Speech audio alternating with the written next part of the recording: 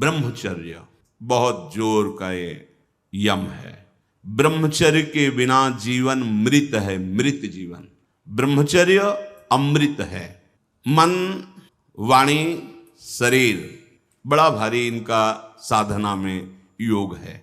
अष्ट प्रकार के मैथुनों का सर्वथा त्यागी ही ब्रह्मचारी कहा जाता है। पूज्यपाद श्री उड़िया बाबा जी महाराज, मूर्तिमान ब्रह्म, ब्रह्मचर्य ही महान सामर्थ्य, परम पुरुषार्थ, भगवत प्राप्ति का प्रबल साधन है। परम सुख का, परम शांति का, परम स्मृति का, महान धृति का ये प्रधान साधन ब्रह्मचर्य है। जो इस साधन से हीन है वो मृत हैं, खुद देख ले। स्मृति काम नहीं, शरीर में विशेष रजोगुण का प्रभाव, भोग वासना से जलता हुआ हृदय, छल कपट, आगे चलकर शरीर पीड़ा से युक्त हो जाना, बुझा बुझा स्वभाव रहना, हृदय में एक विशेष चिंता, कल्पनात्मक भय, विषाद और पशुवत आचरण, ब्रह्मचर्यहीन जीवन। जो ब्रह्मचर्य धारण करना चाहे, भगवत मार्ग में जो चलते हैं उनके लिए तो है ही, पर जो भी परम सुख, परम आनंद और लोक में उन्नति, परलोक में परम पद, उसे ब्रह्मचर्य अवश्य धारण करना चाहिए। वैरागी के लिए नैष्ठिक ब्रह्मचर्य, आजीवन ब्रह्मचर्य। प्रवृत्ति गृहस्थ मार्ग के लिए संयम पूर्वक ब्रह्मचर्य का बर्ताव करना। जब तक पाणी ग्रहण संस्कार ना हो तब तक ब्रह्मचर्य अवश्य रहो। यदि उस समय तक ब्रह्मचर्य नहीं रहते तो तुम गृहस्थी को ठीक से नहीं चला पाओगे, वास्तविक अच्छे गृहस्थ नहीं बन सकते हो। जो तुम्हारी गृहस्थ की वृत्तियां हैं उनमें तुम सफल नहीं हो पाओगे। व्यभिचार व्यक्ति का सर्वनाश कर देता है। 20 वर्ष या 22 वर्ष की अवस्था तक तो सबको, जो भी बच्चे हैं उनको शिक्षा देनी चाहिए, ब्रह्मचर्य का ही पालन करें। बहुत सुंदर खेती गेहूं की लहलहाती हुई है और देहाती भाषा में उसे गलेत कहते हैं। गलेत मतलब बाली निकलने को है। अब काट लो आप, एक दाना नहीं मिलेगा, और थोड़ा रुक जाओ धैर्य पूर्वक, बाली आ जाने दो, उसमें दाना पड़ने दो और दाना पक जाने दो, तो 1 बीघा खेत में 40 मन गेहूं होगा। ऐसे ही जो आप 13-14 वर्ष की अवस्था से आपके अंदर परिवर्तन होता है, एक भोगाकर्षण होता है सबके अंदर जो इस भूमि में जन्मा है, या भगवान या भगवत प्राप्त महापुरुष कारक पुरुष, उसकी बात तो अलग है। अन्यथा जो भी जन्मा है, जहां 12, 13, 14 वर्ष की अवस्था होती है तो काम वेदना जागृत होने लगती है। मन एक अलौकिक आकर्षण, भोगाकर्षण की तरफ भागने लगता है। एक चाह होती, कोई हमारा ऐसा दोस्त हो, कोई हमारा ऐसा प्यारा हो जिसको हम अपना जीवन समर्पित करें, ऐसा होता है। एक वो माया का ऐसा आकर्षण होता है। इसीलिए वो पूर्व में गुरुकुल भेजा जाता था, बिल्कुल भोग विलासता से दूर, एकांत में महान ब्रह्म ऋषियों के शासन में, चाहे वो राजकुमार हो चाहे वो गृहस्थ बालक हो, एक ही संगत में बैठाल कर अध्यात्म विद्या के द्वारा, नियम संयम यम के द्वारा उन्हें पूर्ण किया जाता था। उनका ज्ञान पूर्ण, उनका संयम पूर्ण, विचार उनका सत्य, फिर वहां निर्णय लिया जाता था। अब मैं आजीवन नैष्ठिक ब्रह्मचारी रहकर संन्यास लूंगा, अब मैं गृहस्थ में जाऊंगा। दोनों की पद्धतियां थी। गुरुजनों को संतुष्ट करके एक विरक्त मार्ग में चले जाते, गृहस्थ मार्ग में। जो गृहस्थ मार्ग में जाते, पाणी ग्रहण हुआ, उसमें भी गुरुकुल में रहकर शिक्षा मिली है। कब, कैसे, किस विधान से हमें ब्रह्मचर्य का गृहस्थ में प्रयोग करना है। ऐसा नहीं कि मनमानी व्यभिचार प्रवृत्ति। यहां तो अब ऐसे आचरणों की बढ़ोतरी हो रही जहां शास्त्र, संयम, गुरुजनों की आज्ञा, इनका तो कोई महत्व ही नहीं रह गया है। कैसी कलयुग की विचित्र मलिन चाल। जिस अवस्था में असंग रहकर विद्या का अध्ययन करना, स्वास्थ्यवर्धक चेष्टाएं करके स्वस्थ होना, समाज सेवक, देश सेवक, परिवार को सुख पहुंचाने वाला आचरण, अध्यात्म विद्या का ज्ञान, वहां छोटे से ही भोग वासना प्रवृत्ति की बढ़ोतरी, वो दोस्ती, विपरीत भावनाएं, व्यसन। संभलो भाई, सबसे हाथ जोड़ के कह रहा हूं, बहुत कीमती आपका जीवन है। जिस जीवन को छोटे छोटे बच्चे गांजा, भांग, अफीम, ड्रग्स, चरस, ये क्या हो रहा है? अभी आपकी 20-22 वर्ष की अवस्था है, आप व्यसन में आसक्त हो गए, आप व्यभिचार में आसक्त हो गए, तो किस बुद्धि से आप देश सेवा करेंगे? किस बुद्धि से आप अपना उद्धार या अपने परिवार को सुख पहुंचाएंगे? ब्रह्मचर्य जीवन है, ब्रह्मचर्य जीवन है। ब्रह्मचर्यहीन जीवन मृत्यु है। पूज्यपाद सिउड़िया बाबा जी महाराज, साक्षात ब्रह्म। जिसको ब्रह्मचर्य धारण करना है, ध्यान देकर सुनिए। सबसे पहला कार्य उसकी दिनचर्या में, चाहे बच्चा हो, चाहे जवान हो, या जो कोई भी हो, सूर्य उदय के पहले रात्रि के चौथे प्रहर में ही जाग जाना चाहिए। अपने तो अर्धरात्रि के बाद ही जाग जाते हैं। चौथे पहर में प्रातः 4 बजे बिल्कुल जग जाना चाहिए। और जो 8-10 बजे तक सोता है, वो कोई भी हो, ब्रह्मचारी रह ही नहीं सकता, ब्रह्मचर्य रह ही नहीं सकता। वो स्वप्न दोष का शिकार होगा, वो नाना प्रकार की कुचेष्टाओं का शिकार होगा पक्का। क्योंकि बुद्धि को सत्य प्रकाश की तरफ प्रेरित करने वाले भगवान भुवन भास्कर हैं। वो पधार रहे हो, आप सो रहे हो सैया पे, आपकी आयु, श्री, कीर्ति, बल सब नष्ट होगा। देखो ना, जो 10-10 बजे तक सोते हैं, देखो ना, उनसे बात करके देखो, एकदम ऐसा लगता है बुझा हुआ जीवन, कोई भागवतिक तेज उत्साह न वाणी में, न नेत्रों में, न तन में। क्या जीवन, मृत जीवन। सबसे पहला नियम लीजिए, जहां भी आपको शब्द सुनाई दे, आपका जीवन ब्रह्मचर्य ही अमृत है और आपका जीवन ब्रह्मचर्यहीन ही मृत्यु है। ब्रह्मचर्य रहने के लिए आपको अपनी दिनचर्या सुधारनी होगी। प्रातः 4 बजे आपको उठना ही होगा, तभी आप ब्रह्मचर्य रह सकते हैं। अगर आप नहीं उठते तो आप देख लेना, इसका आध्यात्मिक प्रभाव पड़ता है। आप देखिएगा 3 बजे से लेकर के सूर्य उदय के तक अगर आप सोते हैं तो आपका स्वप्न दोष बढ़ेगा, आपका संयम बिगड़ेगा। अगर आप कोई ऐसी कुचेष्टाएं नहीं किए हैं तो स्वप्न दोष की संभावना ही नहीं होती। आप बाल्यावस्था से कुचेष्टाएं करते हैं, संयम विरुद्ध रहते हैं, तो आप ना चाहते हुए फिर सामर्थ्यहीन हो जाते हैं, ब्रह्मचर्यहीन हो जाते हैं। बहुत ध्यान दें, ये अध्यात्म में जैसे पूरा मकान बनने के लिए नींव मजबूत होना जरूरी है, चाहे जयखंड का बना लो आप, अगर नींव मजबूत है। नींव मजबूत नहीं तो फिर मकान ढह जाएगा। ऐसे ही ब्रह्मचर्य हर मार्ग की नींव है। चाहे जिस मार्ग में चलना चाहो, चाहे जिस संप्रदाय में चलना चाहो, चाहे लौकिक मार्ग हो या पारलौकिक, आपका ब्रह्मचर्य नींव है जीवन की। इसको मनोरंजन मत समझो। कैसी तुम्हारी दुर्बुद्धि, अपने हाथ से तुम अपना नाश करते हो। कैसी कैसी दुर्बुद्धि जागृत हो गई, सावधान। पूज्यपाद बाबा कह रहे हैं, जब प्रातः काल उठो, कोई भी हो, अगर थोड़ी भी आस्तिकता है तभी तो ब्रह्मचर्य की भावना आप धारण करोगे। तो उठकर पहला कार्य प्रभु का स्मरण। अपने तो प्रभु के स्मरण की सरसता प्राप्त करने के लिए पहले तो गुरुदेव और भक्तों का स्मरण, फिर प्रभु को। मोरे मन प्रभुस विश्वासा, राम ते अधिक राम कर दासा। भक्त सुमिरन से भगवान बहुत जल्दी प्रसन्न हो जाते हैं। हरि को निज यस्ते अधिक भक्तन यस पर प्यार। सबसे पहले महान भक्तों का स्मरण, उनसे हमें सामर्थ्य प्राप्त होती। जब उनका स्मरण करते हैं तो उनकी भजन शक्ति, उनकी कृपा शक्ति हमको बल देती है। हमारी दिनचर्या परम पवित्र और शास्त्र सम्मत होती है। फिर बिना, जिसे आजकल वो चल पड़ा है चाय काफी, बाबा मना करते हैं। ये दिनचर्या ब्रह्मचारी की नहीं होती कि आप सुबह उठे, चाय पिए, फिर सो। नहीं, हाँ, जल के लिए आयुर्वेद में सिद्धांत है, बिना कुल्ला वो मंजन किए आप जल पिए तो जो मुख में, वो आपके उदर को साफ करेगा जाके, आपके उदर को रोग रहित करेगा जाके। अधिक से अधिक पानी, अधिक से अधिक। अगर उल्टी हो जाती तो और अच्छा होता है। जैसे आप पिए, 2-4-10 कदम टहले, आपको उल्टी लगे, अगर उल्टी कर दिया तो बहुत अच्छा होगा, क्योंकि पित्त और सब गर्मी निकल गई, नहीं हो रही, पच गया है। फिर इसके बाद आप शौच स्नान आदि क्रिया कीजिए।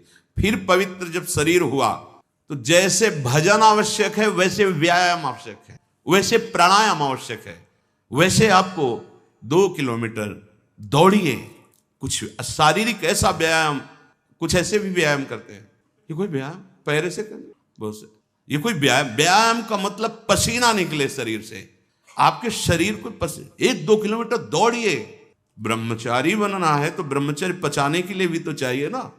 अब आधा घंटा पद्मासन 30 मिनट कोई बहुत नहीं होता। बैठ करके आप प्राणायाम, अनुलोम विलोम, जो आजकल शिक्षाएं भी दी जाती है इसकी, आप उसको कीजिए। आसन पे बैठिए, आपका शरीर स्वस्थ रहेगा। फिर अगर आप विद्यार्थी हैं तो जैसे हम शास्त्र स्वाध्याय करते हैं उसी भावना से आप आप देखो, अगर स्मृति आपकी प्रवीण ना हो तो बताना। परम पवित्र विचार वाला, परम पवित्र आहार वाला, परम पवित्र जब आपकी चेष्टाएं, तब इस महान शक्ति को धारण किया जाता है। ऐसे थोड़ी होता है।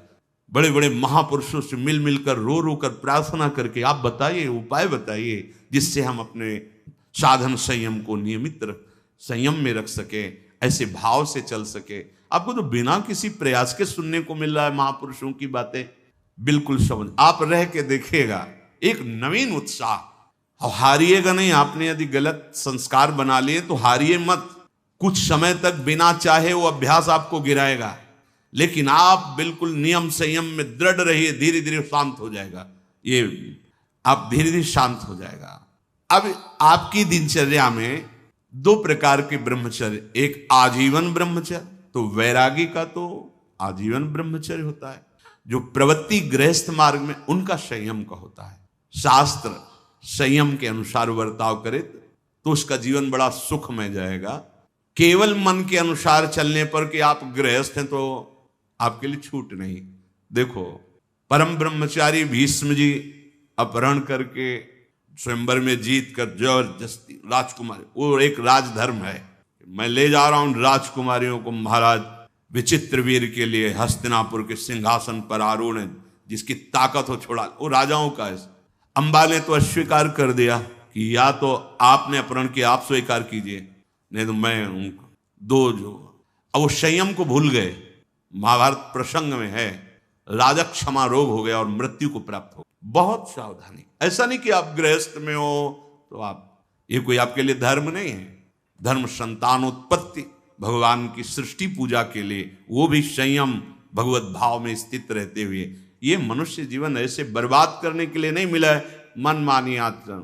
यदि सत्संग नहीं सुनते, शास्त्र स्वाध्याय नहीं है, आस्तिकता नहीं है, तो चाहे स्त्री शरीर चाहे पुरुष शरीर हो, पशुता रहती है। क्या जीवन है? आजीवन ब्रह्मचर्य पालन करने की जिसकी इच्छा है, नैष्ठिक ब्रह्मचर्य, उसको किसी भी प्रकार से इन 8 मैथुनों का स्पर्श नहीं करना चाहिए, संयोग नहीं होने देना चाहिए। और जो गृहस्थ में भी, तो वो भी सावधान। पानी ग्रहण जिससे किया है वो भी समय मर्यादा के अनुसार। 8 प्रकार के ये मैथुन है। पहला, जब हम कोई गंदी बातें सुनते हैं, गंदी बातें देखते हैं, तब हमारे अंदर गंदी बातों का चिंतन होता है, फिर संकल्प बनता है। पहला, जो हम देखते हैं उस पर सुधार करो, जो हम सुनते हैं उस पर देखो।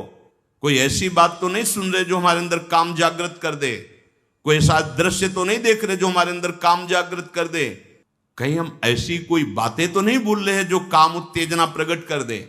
3 बातें। पहला, ध्यान दीजिए, इसी से भोग संकल्प बनता है। पहला, भोग संकल्प त्यागी। वो बनता कैसे? प्रधान बात, आपको ऐसा कोई दृश्य नहीं देखना जिससे आपके अंदर कामोत्तेजना जागृत, इसका प्रभाव पड़ता है। अभी आप कोई ऐसी बात करुणा की सुने तो आपको रोना आ जाएगा। आप कोई ऐसा दृश्य देखें तो आपका हृदय पिघल जाएगा। आप वाणी से कोई ऐसी करुणा की बात कर, आपको रोना आ जाएगा। अर्थात आपके देखने, सुनने और बोलने का प्रभाव हृदय पर पड़ता है। यदि आपका देखना, सुनना और बोलना गंदा है, गंदे का भाव आप समझ रहे होंगे, कामोत्तेजना बढ़ाना वाला है, बेकार की बातें केवल ब्रह्मचर्य की होंगी, तुम ब्रह्मचारी रह ही नहीं सकते। आप देखो गंदी बातें, सुनो गंदी बातें, बोलो गंदी बातें, और आप ब्रह्मचारी रह सको, सवाल ही नहीं उठता। जैसे आप गंदी बात देख रहे हैं, सुन रहे हैं, आप कोई चेष्टा नहीं कर रहे, तो भी आप ब्रह्मचारी नहीं रह पाओगे। वर्णन हुआ है शास्त्रों में। एक मनोवाह नाम की नाड़ी है, पूरे शरीर में ऐसा कहीं जैसे पित्त की थैली होती है, ऐसी कोई ब्रह्मचर्य वाली थैली नहीं है। ये यहां में हर नस नाड़ी में वो व्याप्त है सप्तम धातु। मनोवाह नाड़ी जो ही आपका चिंतन विकारात्मक हुआ, वो नाड़ी घसीटती पूरे शरीर से उस सप्तम धातु को, और वो घसीट लिया। आपने क्रिया की या नहीं की, आपका चिंतन बिगड़ा हो गया, वो किसी न किसी बहाने से लघु शंका में, स्वप्न में, कैसे भी बाहर हो जाएगा, वो नहीं रुकेगा। संकल्प रहित, भोग संकल्प रहित हृदय कब होगा? जब आपका देखना, सुनना और बोलना पवित्र होगा। बहुत सावधान। आज सावधान होना तो बहुत ही कठिन है, क्योंकि मोबाइल है। एक दृश्य देखा आज आमिल ने कि एक वैश्या किसी के साथ जंगल में ऐसे, उस दृश्य ने नीच आचरणों में फंसा दिया। एक दृश्य देखा, सौभरी ऋषि ने मछली की 50 राजकुमारियों से ब्याह किया जाके मानधाता की। दृश्य ही देखने मात्र से भ्रष्ट हो जाना होता है। फिर आप उसको तो सर्च करके, इच्छा करके देख रहे हैं। हाथ जोड़कर प्रार्थना है, इस आग से बचो। ये आग तुम्हारे सुकृतों का नाश करके, तुम्हारी जीवनी शक्ति का नाश करके तुम्हें ऐसे चिंता, शोक, ऐसे दुख में फंसा देगी, फिर नहीं निकल पाओगे। त्यागात् शान्तिरनन्तरम, भगवान ने कहा। भोग के बाद शांति नहीं, तृष्णा पैदा होती है। भोग के बाद शांति नहीं मिलती है। कुछ क्षण के लिए वो कामना का भोग किया इसलिए शांत लगता है, फिर उसके बाद जो उसकी तृष्णा पैदा होगी, वो तांडव देख रहे उस तृष्णा का, पशुवत आचरण। हम बातें बड़ी ऊंची ऊंची धर्म की करते हैं, लेकिन नींव नहीं है धर्म की। ये ब्रह्मचर्य पूर्ण जीवन के लिए अमृत पद है। चाहे गृहस्थी में हो, चाहे व्यापारी हो, चाहे किसान हो, चाहे, और विरक्त मार्ग का तो यही मुख्य ऐसा आधार है जिसके ऊपर वो विविध प्रकार की दैवी संपदा का अनुभव करता है। पहला है, जो आप देख रहे हैं, सुन रहे हैं, बोल रहे हैं, वो कामोत्तेजना वाला नहीं होना चाहिए, क्योंकि उससे आपके मन में संकल्प बनेगा। संकल्प भोग का बन गया तो क्रिया हो या न हो, आप ब्रह्मचर्य नहीं रह पाएंगे। एक बार परमहंस स्वामी श्री ओंकारानंद सरस्वती जी महाराज, साक्षात मूर्तिमान ब्रह्म, नजफगढ़, कानपुर, गंगा के किनारे, बहुत ही ज्ञान संपन्न महापुरुष, तो हिम्मत करके पूछा गुरुजनों से, तो अपनी बात, महाराज जी पूर्ण ब्रह्मचर्य रहने में कई ऐसे साधकों में परस्पर वार्ता को कहते स्वप्न दोष हो जाता है, तो हम कैसे अखंड ब्रह्मचारी माने जाएंगे? महाराज ने जो वचन बोले, यदि आप कोई कुचेष्टा नहीं करते और कुछ काल के बाद ऐसा होता है, आपने स्वप्न में भी कोई गंदे दृश्य या गंदी भावना नहीं देखी, स्वाभाविक आप जगे ऐसा, तो बोले जैसे उफान आती है किसी वस्तु में, वो वास्तविक जो ब्रह्मचर्य, जो संतानोत्पत्ति वाला, वो नहीं निकल पाएगा। उसके ऊपरी भाग का, उससे कोई हानि नहीं होती। यदि आपने कुछ चेष्टा पहले से अभ्यास की है और आपका स्वप्न में गलत संकल्प बन गया है, फिर वो वैसा माना जाएगा। इसलिए संकल्प का त्याग करे, कभी कुचेष्टा न करे। स्वाभाविक कभी खान पान बिगड़ गया या कभी स्वाभाविक ऐसे अधिक श्रम, अधिक थक जाने से ऐसा हुआ, तो बोले वो ब्रह्मचर्य खंडन नहीं माना जाता, ऐसा उन्होंने बताया। दूसरा, अब हम सामने तो आंख नहीं मिला रहे काम भाव से, लेकिन हम छुप करके किसी शरीर को देख रहे हैं। किसी शरीर का प्रयोग इसलिए किया कि चाहे जो साधक हो, जिस भावना का साधक हो, काम भाव से किसी भी शरीर को देखना, वो उसके लिए अष्टमैथुनों में आता है और वो ब्रह्मचर्य नहीं धारण कर पाएगा। भावनाएं हैं अलग अलग, काम भावना का अलग अलग आरोप शरीरों में किया गया है। समय परिवर्तन के साथ बुद्धि का परिवर्तन होता जाता है, कामनाओं का अलग रूप होता चला जाता है, जो हमने कभी शास्त्रों में नहीं पढ़ा वो देखने को मिल रहा है। किसी भी शरीर की तरफ छुपकर या किसी बहाने से काम भाव से देखना, अगर ऐसा देखते हैं तो आप अष्टमैथुनों के अंतर्गत है और आपका भाव बिगड़ जाएगा, आप संयम से नहीं रह पाएंगे। एक बार दृष्टि भूल से चली जाए, उसे देखना नहीं कहते। जैसे आप मारो, अचानक दृष्टि गई, बस आप हटा लीजिए। जैसे यमुना स्नान करने गए, गंगा स्नान करने गए, यहां जहां सब परिवार स्नान करते, अचानक दृष्टि गई है, अब दोबारा नहीं देखना। अगर दोबारा देख लिया तो अष्ट मैथुन के अंतर्गत आता, वो आपका भाव बिगाड़ देगा। भूल से दृष्टि चली जाए तत्काल उधर से दृष्टि हटा लें। किसी भी माता बहन को जिसको जो गृहस्थ में पाणी ग्रहण किया वो अर्धांगिनी, इसके अलावा जहां भी दृष्टि जाए अपनी दृष्टि को सुधारना है। जैसे हम अपनी माँ के पास रहते हैं तो क्या भाव हो, कोई गलत भाव थोड़ी आता। अपनी बहन के साथ रहते हैं तो क्या गलत भाव आता है? वो तो राक्षस है जिसके अंदर गलत भाव है, वो मनुष्य थोड़ी है। अरे बहन बेटी माँ है तो परम पवित्र, इनके तो चरण रज माथे पे रखते हैं, माथा इनके चरणों में रखते हैं। देखो कितनी सुंदर रीति हमारी, ने तो देखा है कभी बेटी से पैर नहीं छुआते थे पिता, पैर छूते ही थे, बेटी के पैर छूते। ए देवी दुर्गा के स्वरूप मानते, एक कन्याएं ये सब भगवती का स्वरूप है ऐसा मानते। और बहन जब राखी बांधती है तो भाई तो माथा रखता ही है, चरण छूता ही है, पूज्य भाव रखना। ऐसे ही जननी सम जान ही पर, ये सब भगवती अम्बा की अंश स्वरूपा है। अपने लोग तो सब श्री जी की सखियां हैं, लाडली जी की दुलारी प्यारी सखियां हैं, अपने को ऐसा भाव। अगर हम स्त्री को, किसी भी स्त्री शरीर को देखकर भोग भावना करते हैं, हमारा पतन निश्चित है। कोई क्रिया हो या ना हो, यह चिंतन वाली बात है, ध्यान रखना।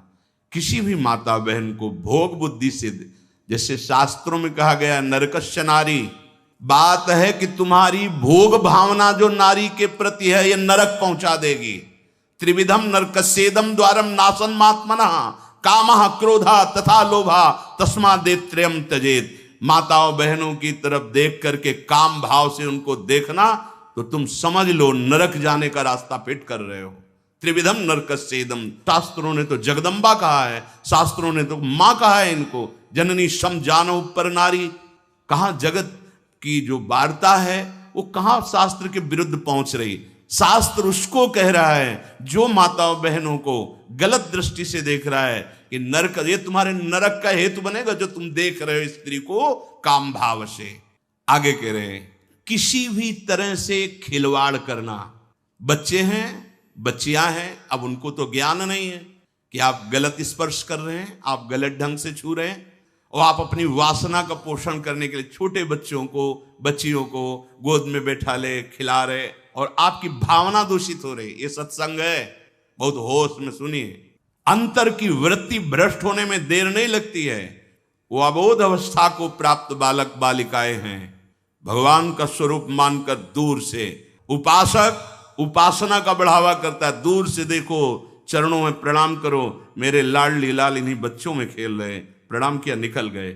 ऐसा किसी भी तरह से स्पर्श करने का अधिकार नहीं है। वो महापुरुष जो भगवत प्राप्त है वो खुद वैसे धूल दूषित उनके साथ खेल रहे, उनकी क्षमता हमारे हृदय में नहीं जागृत है, चूक हो जाएगी। बहुत सावधानी का। एकांत में किसी भी तरह का व्यवहार करना विपरीत शरीर से, काम चेष्टा नहीं कर रहे, पर हंसी मजाक, छूना, खेलना, बातें करना, वो आपको भ्रष्ट कर देगा। एकांत में किसी भी ऐसे विपरीत शरीर का ऐसे हंसी मजाक करते हुए स्पर्श करने से भावना में काम प्रभाव जागृत हो जाता है। बलवान इंद्री ग्रामो विद्वानम अपि कर्षति, साधारण की तो बात जाने दो। किसी भी जीव को मैथुन करते हुए एकाग्रता पूर्वक देखना, मानो कोई पशु पक्षी आदि ऐसे मैथुन धर्म से अचानक दृष्टि गई, राधा राधा राधा, अगर आपने एकाग्रता पूर्वक देखा तो ये दृश्य आपको भ्रष्ट कर देगा। फिर मोबाइल में देखने वाली तो बात ही जाने दो। अचानक दृष्टि गई किसी पशु पक्षी आदि में, राधा राधा, अपनी दृष्टि नीचे की चल दिए। अगर उसका चिंतन बना, उसको एकाग्रता पूर्वक देखे तो कुछ क्रिया नहीं होगी। मनोवाह नाड़ी इतनी सामर्थ्यशाली, जहां चिंतन हुआ काम का, वो पूरे शरीर से सप्तम धातु को, ब्रह्मचर्य आपका क्षीण हो जाएगा। बहुत सावधानी की जरूरत। वीर, प्राण, मन, इन तीनों का परस्पर घनिष्ठ संबंध है। एक भी स्थिर हो जाए तो तीनों स्थिर हो जाएंगे।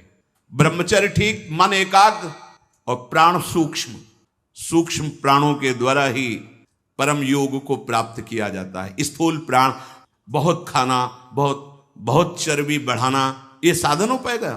शाम ऐसे आटा लगा दिया जाए, उड़े ना, श्वास प्रश्वास चल रही, उस आटे पर धक्का भी नहीं लगना चाहिए, तब समझना चाहिए कि प्राणवायु सूक्ष्म हो रही।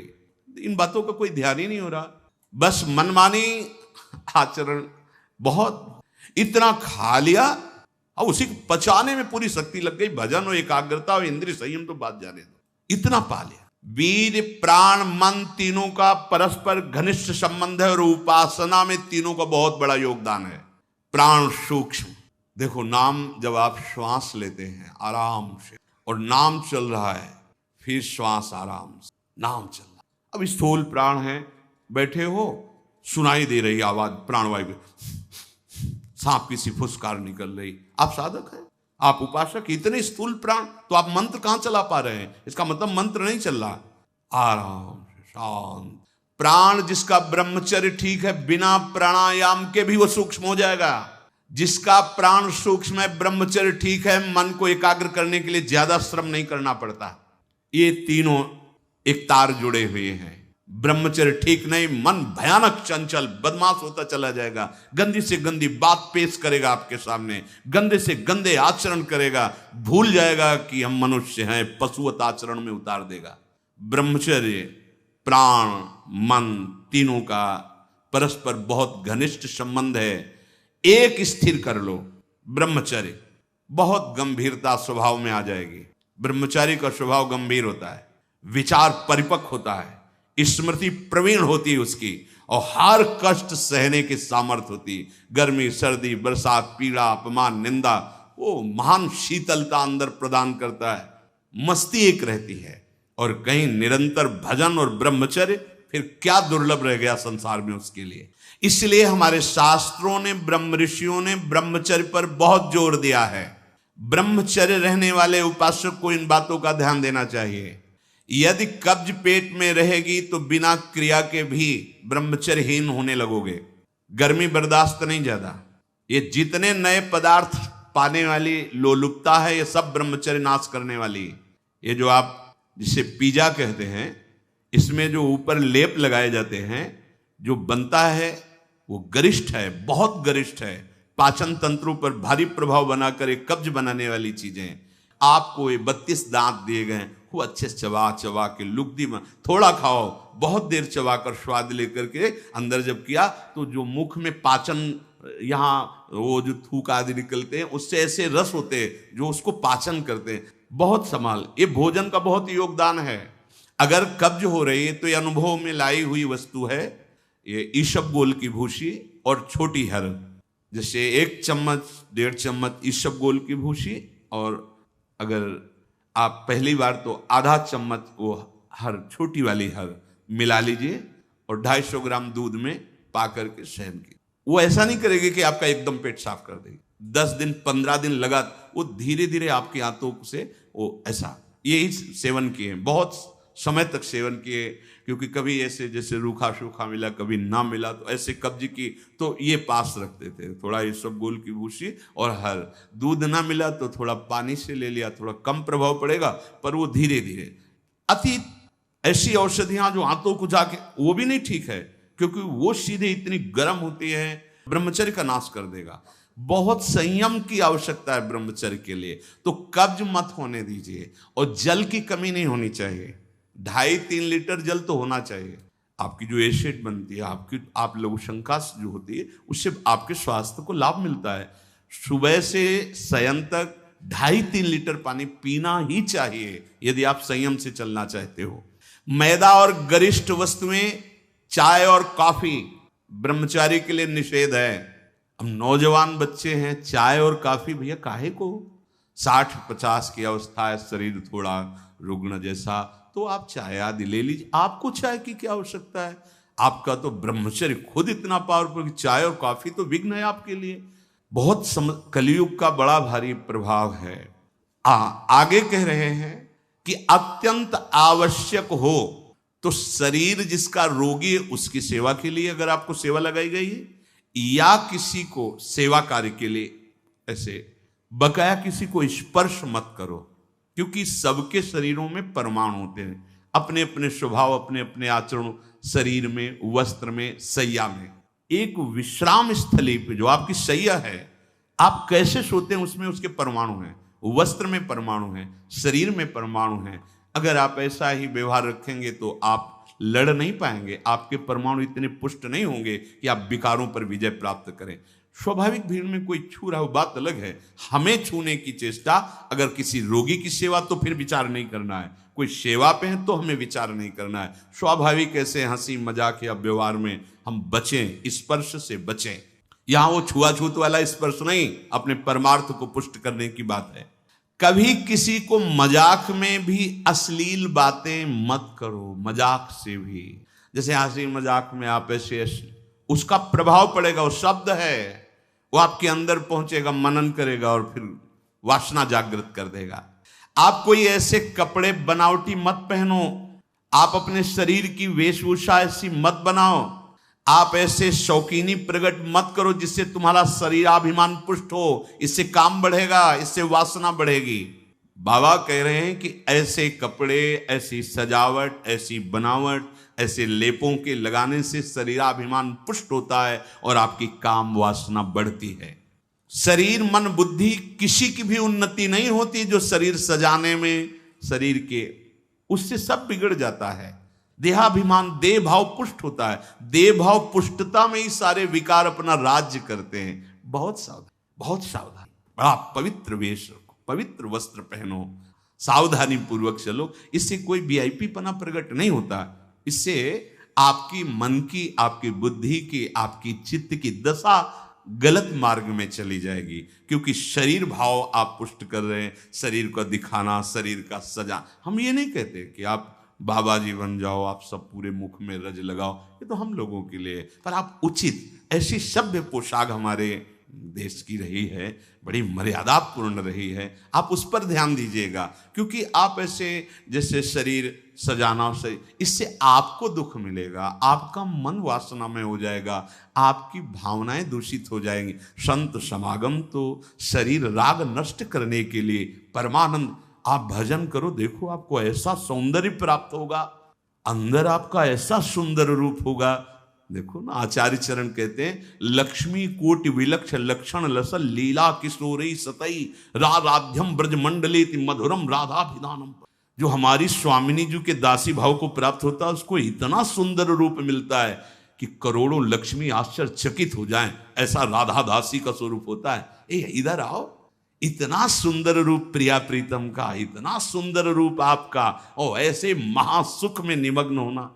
ये चमड़ा सजाते रोज सजाते तो कितने जन्म बीत गए, और इसी चमड़े में आग लगाई जाएगी, यही चमड़ा गाड़ दिया जाएगा। प्यारे, कुछ समय के लिए मिला है, इसी से तो राग मिटाने का अवसर है। आप इसको सजा के और वासनाओं के खेल में उतर रहे हो, कितनी बड़ी हानि कर रहे हो। अभी आप समझ नहीं रहे, इसलिए आपको बुरा लग सकता है कि हमारे पहनावे पे बोल रहे हैं, हमारे ऐसे नहीं, नहीं, आप अच्छे से अच्छे कीमती वस्त्र पहनिए, पर उसकी सादगी होनी चाहिए। आप अच्छा पाइए, आप अपने उचित शरीर का श्रृंगार कीजिए। सुंदर मनुष्य शरीर मिला है, देखो, जो पशु श्रृंगार करने योग्य नहीं, वो तुमसे भी सुंदर होते हैं। कैसी रंग बिरंगी है उनके सब बाल, और देखो सब एकदम सुंदर, भगवान रचा, उन्होंने रचना की है, तो आपके तो हाथ हैं, आप अपना, पर उतना जिससे आपका हृदय मलिन होकर वासनाओं के प्रवाह में न बह जाए, या हमारे को देखकर किसी के हृदय में ऐसा गंदा भाव ना आ जाए। दोनों, अपने को बचाओ और दूसरों को भी। जो तुम्हारे मन में काम भाव पैदा कर दे, ऐसे पदार्थ मत पाओ। अनुभव करो, भोजन पाते हो, पाने के बाद भजन में मन लग रहा है या वासना में जा रहा है? वासना में जा रहा तो क्यों जा रहा है? क्या आज नया पदार्थ पाया, और उस पदार्थों को जीवन भर के लिए छोड़ दो। अनुभव करो, जब कभी किसी साधु को पवाना हो तो नाम कीर्तन करना, कोशिश करना कि आपका चिंतन भी भागवतिक हो, क्योंकि उसका प्रभाव पड़ता है। आप जो बनाते हैं उसका प्रभाव पड़ता है, एकदम शीशे की तरह अंतःकरण हो जाता है, एक एक बात दिखाई देती है। तो जिन पदार्थों के पाने से, जैसे प्याज लहसुन मना किया जाता है, ये वैसा निषिद्ध नहीं कि जैसे मांस आदि, ये तमोगुण पैदा करके वासना प्रवृत्ति को बढ़ाता है, इसलिए मना किया गया कि अगर आपको दीक्षा लेनी है, आपको भजन मार्ग में चलना है, तो रोकना पड़ेगा। ये निद्रा, आलस्य, प्रमाद, तामस, क्रोध, वासना, इसको प्रकट करने वाला है, इसीलिए संतों ने इसको निषेध कर दिया। नहीं तो इसकी उपज बड़ी पवित्र सी, जैसे जहां आलू पैदा होती है वहीं पैदा होता है, भूमि में तो होता है, पर उसका प्रभाव, जैसे तुलसी के पत्ता पास में ही गांजे का पेड़, वो भी तो ऐसी जगह मिलेगा, लेकिन वो प्रभाव तमोगुण पैदा करके व्यसन हो गया, तुलसी जी परम पावन भगवत अनुराग बढ़ाने वाली बन गई। और कोई भी सुगंधित पदार्थ जब तक प्रसादी न हो तो शरीर में नहीं लगाना चाहिए, इसका प्रभाव पड़ता है, रजोगुण पैदा करके भोग वासना प्रकट करता है। श्री जी को अर्पित तो भक्ति हो गई हमारी, हमारी श्री जी की श्री अंग की गंध है। या औषधि के लिए आप ले सकते हैं। नियमानुसार व्यायाम, भोजन उतना जो पच जाए। अगर आपको शाम टाइम लगता है कि खट्टी डकार आ रही, पचा नहीं, तो फिर बैठने की जरूरत नहीं, उपवास करो, दूसरे दिन पाना, कोई मर थोड़ी जाओगे, आपकी आंतों को थोड़ा विश्राम मिला। प्रतिदिन सोते समय दांतों की सफाई करके सोएं। आपके दांत ठीक होने चाहिए, क्योंकि आप अच्छे से चबाएंगे तब आपकी पाचन शक्ति ठीक होगी। 2 बार स्नान ब्रह्मचारी को अत्यंत आवश्यक है। और यहाँ पेट में ठंडा ठंडा जल ऐसे, यहाँ तो कई बार जल डालिए, जैसे ऊपर स्नान किया, फिर आधे यहाँ नाभि से लेकर 10 कमंडल कम से कम ऐसे आराम आराम से, आपके ब्रह्मचर्य की बहुत पुष्टता होगी और आपकी गर्मी शांत होगी। रात्रि के समय सोते समय विचार कीजिए, आज हमसे कौन सा विचार, कौन सी चेष्टा ऐसी गलत हुई जो नहीं होनी चाहिए, और उसको नियम लेकर दूसरे दिन से ना होने पावे। आप खुद विचार कीजिए। मांस और शराब और कोई भी नशा ये तो कहीं प्रवेश ही नहीं है, पर धोखे से भी कभी बिल्कुल नहीं। ब्रह्मचर्य रहना है, भगवत प्राप्ति करना है, तो आप वृत्ति भगवदाकार है। अब वो खेल खेले, उनकी बात अलग है। महापुरुषों की वो तो 10 तोला जहर भी खा के पचा जाते, ऐसे संत हुए। तो हमको अपने कोई भी व्यसन साधना में, देखो सबसे पहली गलती तो ये होगी कि वो व्यसन हमें अपना चिंतन कराएगा। समय पर हमें कोई व्यसन नहीं करना। और ध्यान से सुनिए, ब्रह्मचर्य पालन के लिए इमली और खट्टे पदार्थ बिल्कुल जहर है ब्रह्मचारी के लिए। ब्रह्मचर्य पालन के लिए लाल मिर्च, प्याज, लहसुन, गरम मसाला, जो सब्जी है, ये बढ़िया। दोपहर में भोजन के पश्चात 15 से 30 मिनट तक विश्राम। सोना नहीं है, करवट थोड़ा इधर मध्य में बाएं ले, उठ के बैठे। दिन में नहीं सोना है। जो रात्रि में सेवा करते हैं उनके लिए छूट है। अब रात्रि में बंगला बना रहे हैं श्री जी का, या जो सेवा परायण है, जिनका ऐसी अखंड नाम कीर्तन हो रहा, रात्रि में ही कीर्तन है, दिन में सोना नहीं, रात्रि में कीर्तन करना है, तो चल कैसे पाएंगे? वो दिन में सो लें। सायंकाल के समय भोजन निषेध है। संध्या का समय हो रहा हो, भोजन निषेध है, शास्त्र स्वाध्याय निषेध है। उस समय कीर्तन, नाम जप आदि। और रात्रि में भोजन पाने के 30 मिनट भ्रमण करें। भोजन पाने के बाद घूमिए, फिर शयन कीजिए। अगर ब्रह्मचर्य रहना है, नहीं सब खा पी के और दूध पी के फिर सो गए, फिर नहीं ठीक रहेगा। दिन में उपासक को कभी नहीं सोना चाहिए। ये छूट उसके लिए जो रात्रि में सेवा परायण है, जगते हैं। यदि रात में आपको जगना पड़े तो अपनी नींद पूरी करने के लिए उससे कम समय में काम चला लीजिए। सोते समय भगवत चिंतन अत्यंत आवश्यक है। यदि आप सोते समय छूट दे दी तो गलत चिंतन उस समय जरूर होगा, और गलत चिंतन हुआ अगर सो भी गए तो धोखा हो जाएगा, और अगर जगते रहे तो धोखा हो जाएगा। सोने के समय ऐसे सावधान रहो जैसे मरने वाला सावधान रहता है कि अब तो मृत्यु आ रही है, राधा, ऐसे सावधान। जब एकांत कर्म में तो बिल्कुल सावधान। उस समय क्या करते हैं हम लोग, असावधान हो जाते हैं, छूट दे देते हैं। अगर मोबाइल है तो मोबाइल में लग गए, नहीं तो चिंतन मनन वो कहीं ना कहीं भटकाव में आ जाएगा। भटकाव में आ जाएगा, आपसे धोखा हो जाएगा। बहुत सावधान, ये बात मान लीजिए। आपका एकांत परम पवित्र और सावधानी पूर्वक होना चाहिए जब तक नींद ना आए। अपने लोगों ने तो यह अभ्यास किया गुरुजनों की आज्ञा से कि जैसे अब दिनचर्या पूर्ण हुई, अब शयन करने जा रहे हैं तो माला लेके बैठ गए। जब तक ऐसे नहीं हुआ तब तक माला नहीं हटानी। बैठे, जब लगा कि अब बस सो ही जाएंगे, कभी कभी माला छाती में रखे ही सो गए, फिर जगह फिर शुरू हो गया। भजन नहीं, अगर भजन उस समय एकांत में नहीं करते तो बकवास है, ब्रह्मचारी नहीं बन सकते। बहुत चंचल मन है, किसी न किसी बहाने से आपको धर्म भ्रष्ट करेगा, ब्रह्मचर्य भ्रष्ट करेगा। बहुत सावधान। उपन्यास, अश्लील पुस्तकें, अब बाबा के समय तो मोबाइल नहीं चला था ना, नहीं तो वो भी लिख देते। ये कभी ना पढ़ें, ऐसी कोई बातें ना पढ़ें, ऐसे कोई दृश्य ना देखें। ब्रह्मचर्य जो साधना है, इसमें व्यर्थ समय नष्ट करने वाला ब्रह्मचारी नहीं रह सकता। आप अपने कार्य में रत रहिए, कार्य से विलग हैं तो आपका चिंतन ब्रह्मचर्य की पुष्टता के लिए भगवत चिंतन, महापुरुषों के चरित्रों का चिंतन, इससे आपकी बुद्धि प्रवीण होगी और आपके अंदर जो मनोवासनाएं हैं उनका नाश होगा। फिल्म, सिनेमा, नाटक देखने वाला कभी ब्रह्मचारी बन ही नहीं सकता। अब देख लो भाई सावधानी पूर्वक। इसलिए ब्रह्मचर्य ये महान साधना की भूमिका है।